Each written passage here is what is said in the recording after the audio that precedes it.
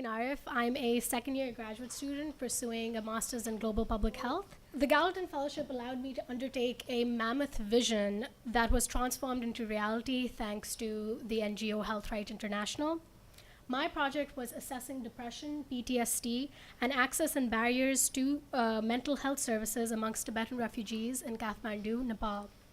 Initially, my goal was to interview 20 Tibetans using the Beck Depression Inventory Scale, the PCLC, and a few questions on access to services, but I ended up interviewing 41 Tibetan refugees, 18 years and older, throughout the course of my 2-month stay. The NGO Health Right International is a global health and human rights NGO that uses sustainable solutions like utilizing local partners and global resources to address local needs in countries like Ukraine, Kenya, the US, and Nepal. Health Right International works with marginalized and vulnerable communities like groups of women, migrants, refugees. Health Right partners with the Friends of Shanta Bhawan Clinic, also called FSP Clinic, in Kathmandu, Nepal, and that is where I carried out my research project.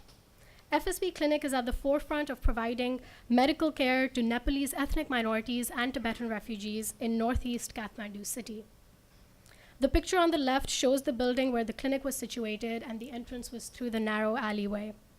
The pictures on the right show the country office for Health Right International, located in Lalitpur district, 45 minutes outside of Kathmandu.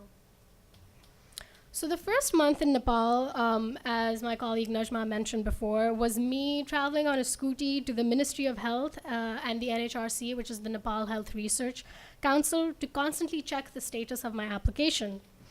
It was imperative to go to the office constantly so that the reviewers knew that I wanted my proposal back within a month and not 6 months, because I did not have a visa for 6 months. After many bureaucratic hurdles, I achieved NHRC approval, and subsequently after that, I received NYU IRB approval. So this slide shows part of FSP Clinic that I called home for 2 months. FSP Clinic is open 6 days of the week, with Saturday being the day off. The first month, while I was obtaining research approval from both countries, Nepal and the US, I took time to volunteer every day at the clinic and shadow doctors. FSP Clinic has a pharmacy, biochemistry lab, EKG room, ultrasound room. So if a patient presented with abdominal tenderness or heart palpitations, they could get urine tests, blood tests, ultrasounds, all within the span of 1 visit. And usually the physician visits, they would cost around about NPR 50 to NPR 60, which is about 58 cents.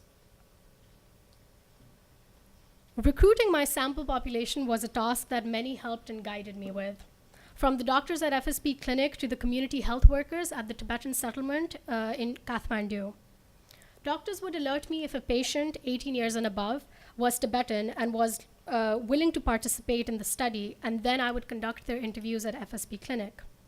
For the last 2 weeks, however, there was a lot of political unrest in Nepal, so I had to travel to the Tibetan settlement itself because the community health workers could not bring Tibetan patients to FSP Clinic. The picture on the left is of me and Richa Dolma, a Tibetan community health worker who works at the Tibetan settlement primary healthcare clinic. The blue garment that she is wearing is distinctive of community health workers and Tibetan nurses. I was extremely surprised at the amount of educational documents at this clinic. There were very few bookshops in Kathmandu that housed Tibetan material and books from Tibet, so I was curious as to where all of this information was coming from, because they had a lot of posters on safe sex, hygiene, and lo and behold, the picture on the right shows that they were from Dharamshala, India. Which leads me to discussing why I chose to work in Nepal with Tibetans and why restricting mental health services is a human rights issue. While Nepal has such a special place in my heart now, Tibetans are not granted refugee status in Nepal. They have no legal documents proving their residentship in Nepal and are essentially stateless people. When I was conducting interviews of young working-class Tibetans in their 20s, they would always say that getting jobs in Nepal was nearly impossible, and that they themselves only had a job because they were hired by a Tibetan man who owned a famous Tibetan carpet factory, and they worked in the managing offices of that factory. Otherwise, Tibetans had to travel to India to receive asylum and refugee cards in order to work and earn money. And this is the reason why I chose Nepal over India, because the Indian laws give rights to Tibetans, whereas Nepalese laws are almost non-existent. And I felt that my work will be more useful in Nepal. Moreover, mental health is deemed such a taboo topic in South Asia. It is something that is not talked about. It is brushed under the rug as if it will go away or it will fix itself. I was very curious to know whether Tibetan refugees who faced numerous trials and tribulations exhibited signs of depression and PTSD, and whether they even knew where to go in order to speak about these issues. I was overjoyed when I saw a poster at the Tibetan clinic that described features of mental health disorders, which do need some revision, but at least patients who come in think about mental health and they get the conversation going, which will create a ripple effect. Throughout the course of this experience, I have learned that it is extremely rewarding, yet extremely hard to work on human rights issues of vulnerable populations.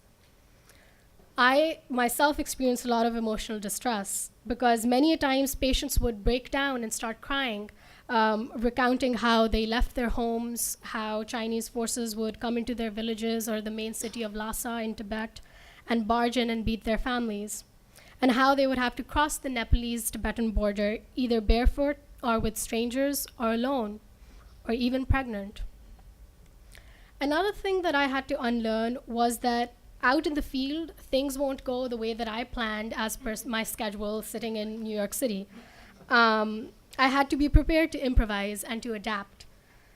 And there were days when I would do 5 interviews in one day, and then there were days when I would do no interview in the whole week. So it was a process, but it was all fruitful in the end.